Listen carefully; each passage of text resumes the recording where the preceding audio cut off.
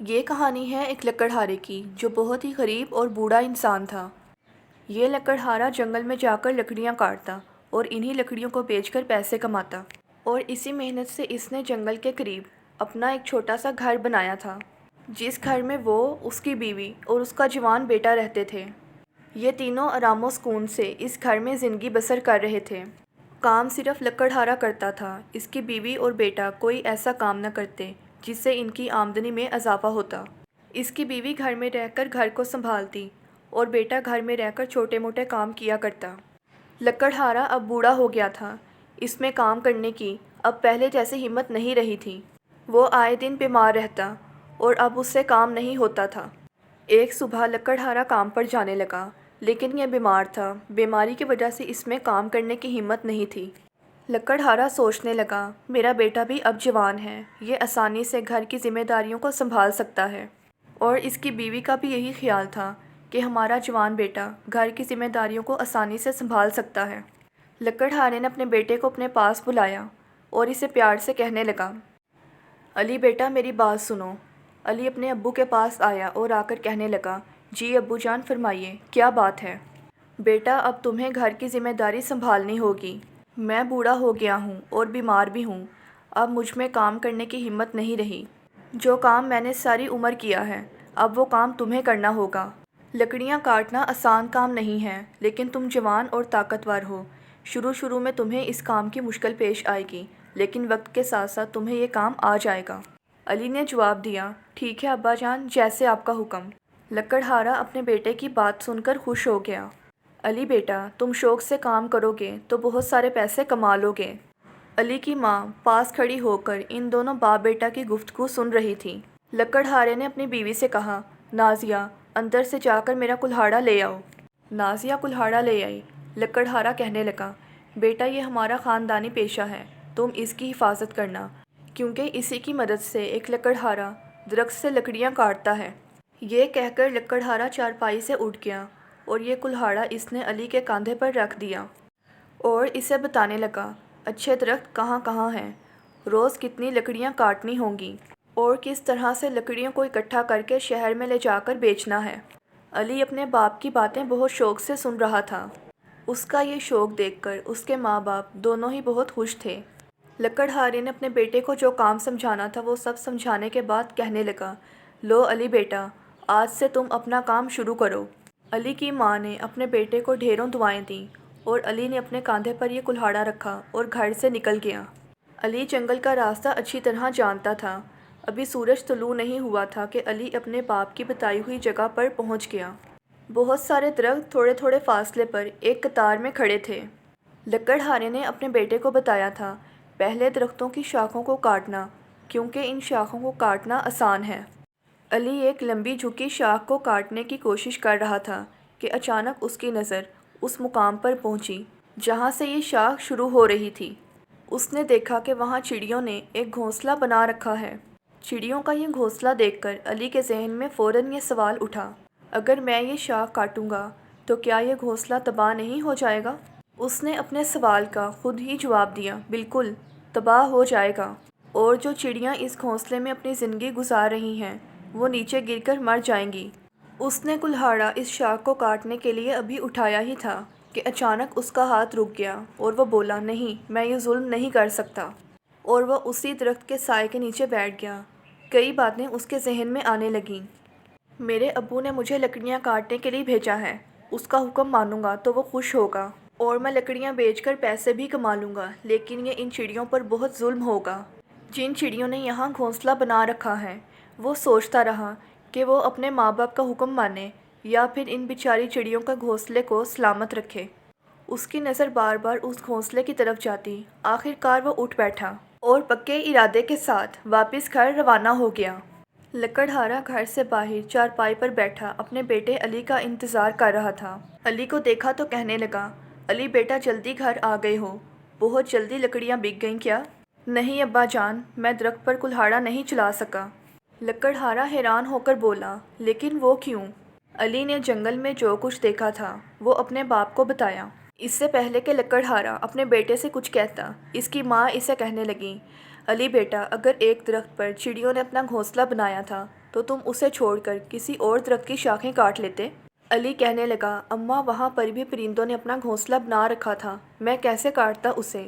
لکڑہارا اپنے بیٹے کی بات سن کر بہت خفا ہو گیا اور غصے سے بولا، او احمق انسان! لکڑہارا لکڑیاں کاٹنے سے پہلے یہ نہیں دیکھتا کہ درخت پر پرندوں کا گھونسلہ ہے یا نہیں، اسے تو بس لکڑیاں کاٹ کر بیچنی ہوتی ہیں۔ تم نے یہ بہت احمقانہ حرکت کی ہے۔ میں نہیں سمجھتا تھا کہ تم اتنے پاگل ہوگے۔ لکڑہارا غصے میں نہ جانے علی کو کیا کیا بولتا رہا۔ لکڑہارے کی بیوی اس سے کہنے لگی، ابھی اس پر غصہ نہ کریں، یہ ابھی نادان ہے، وقت کے ساتھ ساتھ یہ اپنا کام سمجھ جائے گا۔ 2-3 دن گزرنے کے بعد لکڑہارے نے اپنے بیٹے کو نئی جگہ بتائی اور اسے تاکید کی کہ خبردار، درخت پر کلہاڑا چلانے سے پہلے اس کے اوپر مت دیکھنا۔ علی نے عہد کر لیا کہ وہ پہلے کی طرح درخت کے اوپر نہیں دیکھے گا اور اپنے باپ کی بتائی ہوئی جگہ پر پہنچ گیا۔ اسے اپنا وعدہ یاد تھا، آخر کار وہ پہلے درخت کے پاس پہنچ گیا اور اس مرتبہ اس نے درخت کے اوپر کی طرف نہ دیکھا۔ وہ نیچے دیکھتے ہوئے کلہاڑا مارنے لگا کہ اس کی نظر درخت کے نیچے لگے جنگلی پھل کی طرف گئی، جسے لوگ اکثر کھانے میں بنا کر کھاتے ہیں۔ اس کے ذہن میں یہ خیال آیا، اس درخت پر یہ پھل لگتا ہے، میں اسے کیوں نقصان پہنچاؤں؟ کیا اس کی شاخیں کاٹنے سے اس پھل کا آدھا حصہ ضائع نہیں ہو جائے گا؟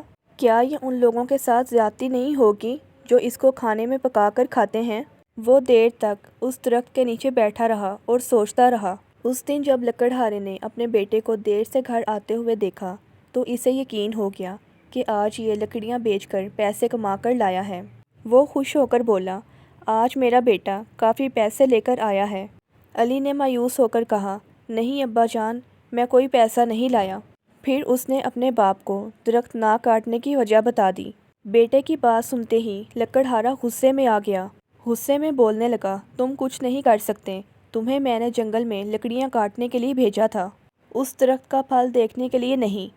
لیکن ابا جان میں کیا کرتا؟ آپ جانتے ہیں نا اس پھل کو لوگ کھانے میں بنا کر کھاتے ہیں۔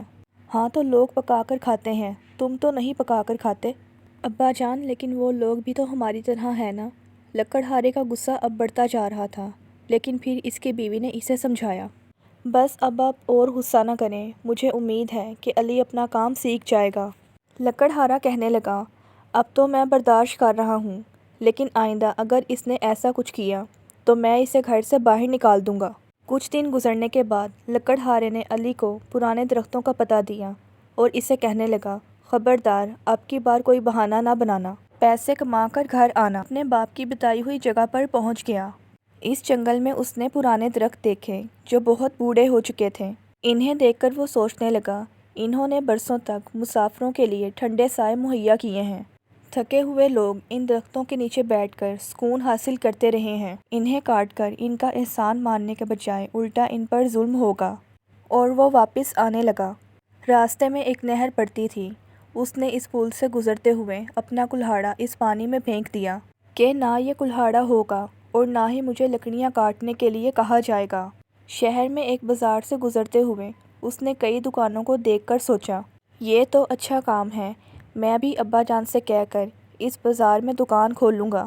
اس دن وہ شام کے وقت اپنے گھر پہنچا۔ لکڑہارے کو پورا یقین تھا کہ اس کا بیٹا لکڑیاں بیچ کر پیسے کما کر لایا ہوگا۔ لکڑہارا کہنے لگا، تو آج تم کام کر کے آئے ہو؟ علی نے مایوس ہو کر بولا، نہیں ابا جان، میں درختوں پر کلہاڑا نہیں چلا سکا، وہ ساری عمر مسافروں کو ٹھنڈا سایہ دیتے رہے ہیں، میں نے سوچ لیا ہے کہ میں بازار میں دکان پر جا کر بیٹھوں گا۔ بیٹے کے منہ سے جیسے ہی الفاظ نکلے، لکڑہارا اپنے غصے پر قابو نہ رکھ پایا اور اسی وقت علی کو گھر سے باہر نکال دیا۔ لکڑہارے کی بیوی نے اپنے شوہر کو جب سمجھانا چاہا تو اس نے اس مرتبہ اپنی بیوی کی بھی ایک نہ سنی۔ علی گھر سے نکل کر چلنے لگا، اس کا کوئی ٹھکانہ تو نہیں تھا، آخر یہ کہاں جا سکتا تھا، لیکن پھر بھی یہ سفر کرتا رہا اور یہ اتنا چلا کہ اب اس میں ایک بھی قدم اور اٹھانے کی ہمت نہیں تھی۔ قریب ہی ایک بہت شاندار حویلی تھی، وہ اس کے دروازے پر گر پڑا اور بے ہوش ہو گیا۔ ادھر لکڑہارا اور اس کی بیوی علی کے گھر سے نکالنے پر بہت زیادہ پریشان تھے۔ لکڑہارا پوری طرح پچھتا رہا تھا کہ اس نے اپنے بیٹے کو گھر سے کیوں نکال دیا۔ ایک دن یہ دونوں اپنے بیٹے کو یاد کر کے رو رہے تھے کہ ان کے مکان کے آگے ایک بہت خوبصورت گاڑی آ کر رکی۔ اس گاڑی میں سے ایک شخص اترا اور لکڑہارے کے دروازے پر دستک دینے لگا۔ لکڑہارے نے دروازہ کھول کر دیکھا تو اس آدمی سے پوچھنے لگا، جی جناب فرمائیے، کس سے ملنا ہے آپ نے؟ یہ آدمی لکڑہارے سے کہنے لگا، آپ کو اور آپ کی بیگم کو اسلم صاحب نے اپنے پاس بلایا ہے۔ اسلم صاحب کون؟ لکڑہارے نے یہ نام پہلی مرتبہ سنا تھا۔ یہ آدمی کہنے لگا، کیا آپ نے اسلم صاحب کا نام نہیں سنا؟ لکڑہارے نے جواب دیا، نہیں۔ یہ آدمی بولا، اسلم صاحب کو سب جانتے ہیں اور سب ان کی بہت عزت کرتے ہیں کیونکہ وہ بہت رحم دل انسان ہیں۔ مہربانی کر کے آپ میرے ساتھ گاڑی میں بیٹھ جائیں۔ لکڑہارا اور اس کی بیوی اس کے ساتھ اس کی گاڑی میں بیٹھ گئے۔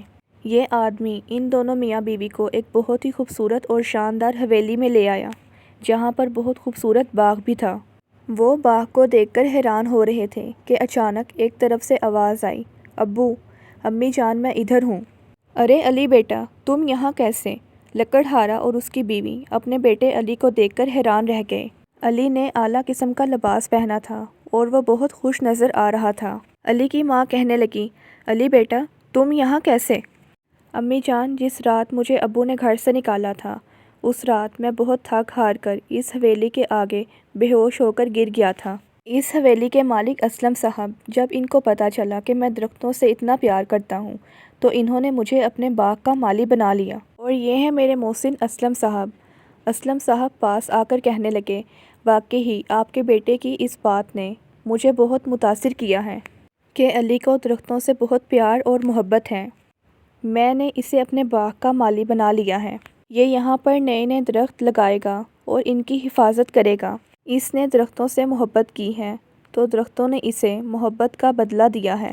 پھر علی کے اصرار پر اس کے ماں باپ بھی اس کے ساتھ وہیں رہنے لگے اور یہ سب مل کر یہاں خوشی خوشی زندگی بسر کرنے لگے۔